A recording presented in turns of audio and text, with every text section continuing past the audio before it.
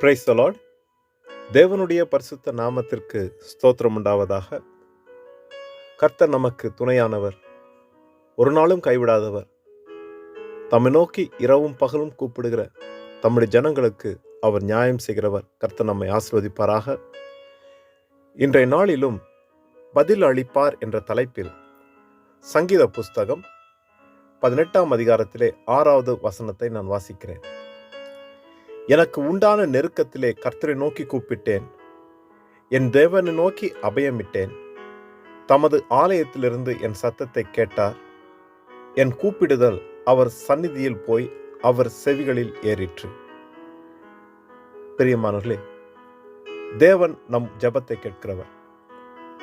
அவர் தம்முடைய ஜனங்கள் அவரை நோக்கி கூப்பிடும் பொழுது அந்த ஜெபத்துக்கு செவிசாய்த்து நாம் ஜெபிக்கிற ஜெபத்தை அவர் கவனமாய் கேட்டு நமக்கு உரிய காலத்துக்குரிய நன்மைகளை அவர் தேவன் செய்கிறவர்.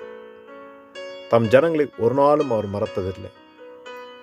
தாவீது சொல்லுகிறபடி, நெருக்கத்திலே நாம் கர்த்தரை நோக்கி கூப்பிடும் பொழுது, அவருடைய சமூகத்திலே எங்களுடைய வேண்டுதலுக்கு ஏறெடுக்கும் பொழுது, ஆண்டவர் நமக்குரிய அந்த பதிலை, அந்த மறு உத்தரவை தேவன் நமக்கு தந்து நம்மை ஆசீர்வதிக்கிறார்.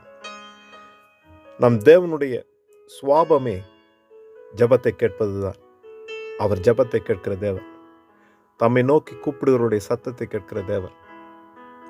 நாம் இந்த உலகத்திலே சூழ்நிலைகளை பார்த்து, நமக்கு உண்டாயிருக்கிற நெருக்கத்தை பார்த்து, கர்த்தரின் ஜெபத்தை கேட்கவில்லையோ, கர்த்தரனை மறந்தாரோ என்று சொல்லி நாங்கள் நினைக்கலாங்க. வேதம் அப்படி சொல்லுகிறது.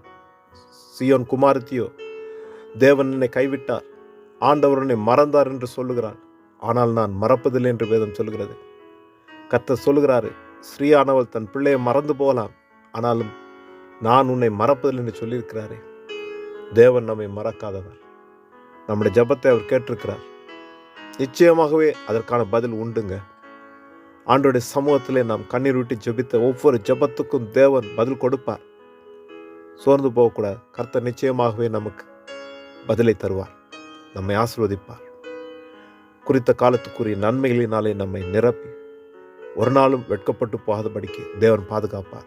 அவருடைய சமூகத்தில் காத்திருப்போம், அவருடைய வழிநடத்தலுக்காய் காத்திருப்போம். கர்த்தர் நிச்சயமாக ஆசீர்வதிப்பார். ஜெபம் செய்வோம். இரக்கமுள்ள நல்ல தகப்பனே, இந்த நல்ல நாளுக்காய் உமக்கு நன்றி செலுத்துகிறேன். நீர் பாராட்டின நல்ல இரக்கங்களுக்காய் உமக்கு நன்றி.